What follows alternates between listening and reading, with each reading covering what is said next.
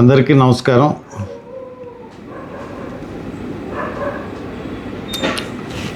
నిన్న ఈవేళ ఈ రోజున అన్ని పత్రికల్లో కూడా హిందూ మతంలోంచి క్రైస్తవ మతంలోకి మారితే వాళ్ళ ఎస్సీ స్టేటస్ పోతుందని చెప్పి పెట్టడం జరిగింది. ప్రతి చోట కొంచెం ఇది వేసుకుంటాం, గమ్ముని ఇది రాదు. ఇది కొత్తగా వచ్చిన తీర్పు కాదు. ఇది ఏదో అన్ని పత్రికల్లో హెడ్లైన్స్ వేసేసారు. హెడ్లైన్స్ వేసేసి ఇది రాజ్యాంగంలో ఉన్నది. రాజ్యాంగంలోనే 1950 ప్రెసిడెన్షియల్ ఆర్డర్లో హిందూ మతంలో ఉన్న షెడ్యూల్ కాస్ట్ పీపుల్ సిక్ మతంలో కానీ బౌద్ధ మతంలో కానీ మారితే వాళ్ళు ఎస్సీ స్టేటస్ పోతుందని చెప్పేసి రాజ్యాంగంలో ఉన్నది. ఈవేళ నిన్న సుప్రీంకోర్టు చెప్పింది రాజ్యాంగానికి అనుగుణంగానే ఇవ్వాలి. కానీ ఈ మధ్య సుప్రీంకోర్టు రాజ్యాంగాన్ని అతిక్రమించి తీర్పులు ఇస్తామన్నది. ఫర్ ఎగ్జాంపుల్ వర్గీకరణ. రాజ్యాంగంలో ఒక ఎస్సీ అంటే ఇది స్టేటుకి సెంట్రల్కి సంబంధించింది కాబట్టి ఒక కులాన్ని కానీ లేదంటే కలపాలన్నా తీసివేయాలన్నా సుప్రీంకోర్టుకి అధికారం లేదు. అలాగే ప్రెసిడెంట్ ఆఫ్ ఇండియాకి అధికారం లేదు. అది దాంట్లో ఏం మార్పులు చేయాలన్నా కానీ ఎస్సీ కులంలో షెడ్యూల్ కాస్ట్లో ఏమన్నా మార్పులు చేయాలంటే 3/4 మెజారిటీ ఆఫ్ పార్లమెంట్ అమెండ్ చేసి దాని తర్వాతే అది చెల్లుతుందని ఇచ్చారు. ఈ వర్గీకరణ అన్నది చెల్లదు. ఒక బలవంతంగా ఓట్ల గురించి చేసిన ప్రక్రియ అది. అందు గురించి ఆ ఓట్ల గురించి చేసింది కాబట్టి అది ఎప్పటికన్నా సరే ఈ గవర్నమెంట్ మారిన తర్వాత అంటే వ్యవస్థలు మోడీ చెప్పినట్టుగా వింటున్నాయి అనడానికి ఇదొక సాక్ష్యం. వర్గీకరణ, ఆ వర్గీకరణ గురించి పోరాడిన లీడర్కి పద్మశ్రీ అవార్డు ఇచ్చారు. అంటే ఆ వర్గాన్ని వాళ్ళ వైపు తిప్పుకోవాలని. కానీ అది అసాధ్యం. కారణం ఏంటంటే ఆ వర్గంలో అంతా క్రైస్తవులు ఉన్నారు. మెజారిటీ క్రైస్తవులు. కాబట్టి ఈ క్రైస్తవులు అన్న వాళ్ళు ఎవరు కూడా బీజేపీకి చస్తే ఓటేయరు. చంద్రబాబు నాయుడు పగటకళ్ళకి అంటున్నాడు కాబట్టి అతనికి కూడా ఓటేయరు బీజేపీతో ఉన్నంతకాలం. ఇప్పుడు నేను చెప్పేది ఏంటంటే ఇప్పుడు మీరు అందరూ తెగ సంకల్ప గుద్దేసుకున్నారు. కానీ రంగనాథ్ మిశ్రా కమిటీ వేసింది కాంగ్రెస్ గవర్నమెంట్. రంగనాథ్ మిశ్రా కమిటీ ఏం చెప్తా ఉంది? మతం మారినంతలో కులం మారదు. మతం మారిపోతే కులం మారిపోదు. ఈ రోజున ఎస్సీ ప్యాట్లోనే ఉన్నవాడు కులం మార్చుకుంటే, అది మతం మార్చుకుంటే వాడిని ఏమన్నా అందరం ఎక్కిచ్చేస్తారా? ఆడికి ఓసీ ప్యాట్లో ఏమన్నా స్థలం ఇస్తారా?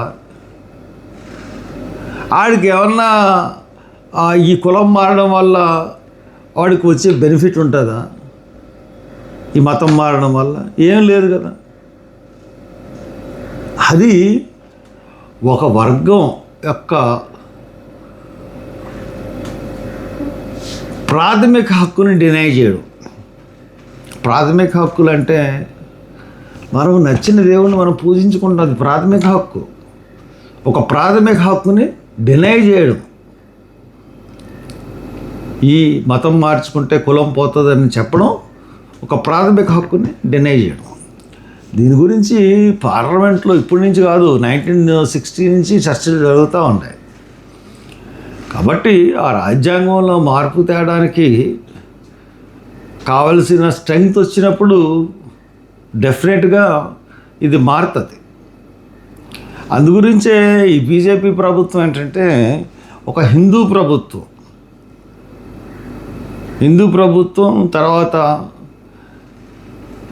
హిందూ దేశం, మనది సెక్యులర్ దేశం, హిందూ దేశం కాదు. మనం ఇప్పుడు అమెరికా ఉందనుకోండి క్రిస్టియన్ దేశం, రష్యా ఉందంటే క్రిస్టియన్ దేశం, అలానే ఇంగ్లాండ్ ఉందంటే క్రిస్టియన్ దేశం. అలాగే భారతదేశం క్రిస్టియన్ దేశం కాదు, అలాగే హిందూ దేశం కాదు.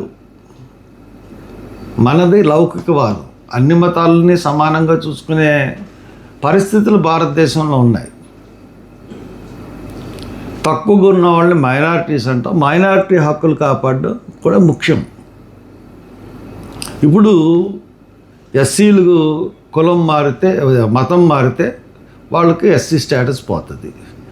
మరి షెడ్యూల్ తెగలు మతం మారినా కానీ వాళ్ళ స్టేటస్ ఎందుకు పోదు?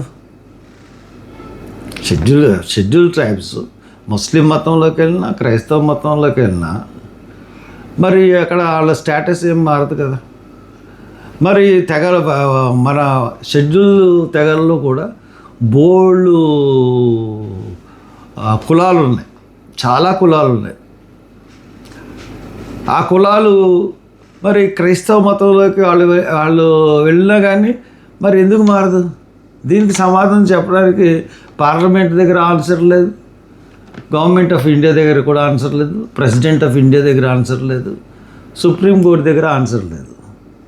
అంటే ఒక వర్గం ప్రజలు మతం మారితే వాళ్ళ స్టేటస్ వాళ్ళకి వర్తిస్తుంది, ఎస్టీ వాళ్ళకి. అలాగే ఎస్సీ వాళ్ళు ఒక మతంలోకి మారితే వాళ్ళ స్టేటస్ పోతుంది. What is this?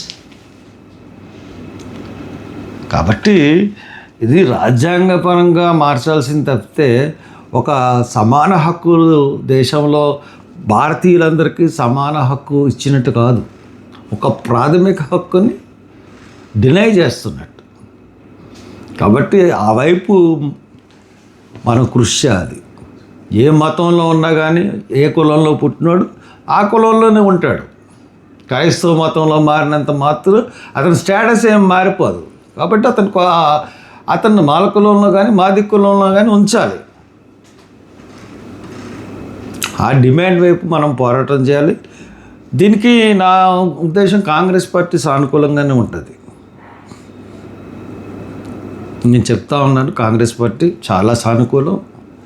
మాకు మీరు సానుకూలంగా ఉంటే మీరు ఎందుకు చేయలేదు, 10 సంవత్సరాలు గవర్నమెంట్లో ఉన్నారు కదా అని మీరు అడగవచ్చు. అప్పుడు మేము మాది సింగిల్ మెజారిటీ పార్టీ కాదు, బీజేపీ లాగా alliance party, UPA alliance, united progressive alliance. So that మేము ఆ రోజున చేయలేపాం. రంగనాథ్ మిశ్రా కమిటీ టేబుల్ అయినప్పుడు కూడా దీని గురించి చర్చ వచ్చింది. రంగనాథ్ మిశ్రా కమిటీ చేశాడు. ముస్లింలోకి వెళ్ళినా కానీ, క్రైస్తవంలోకి వెళ్ళినా కానీ వాళ్ళ పరిస్థితుల్లో మార్పు ఉండదు. కాబట్టి అది వాళ్ళ స్టేటస్ని అలాగే ఉంచాలని చెప్పాడు. Supreme court, high court, supreme court chief justice చేసిన రంగనాథ్ మిశ్రా. సో దట్ దీని గురించి మనం పోరాటం చేయాలి. పోరాటం చేసి పార్లమెంట్లో మనకు మెజారిటీ వచ్చినంతకాలం కూడా ఇది అలాగే ఉంటుంది.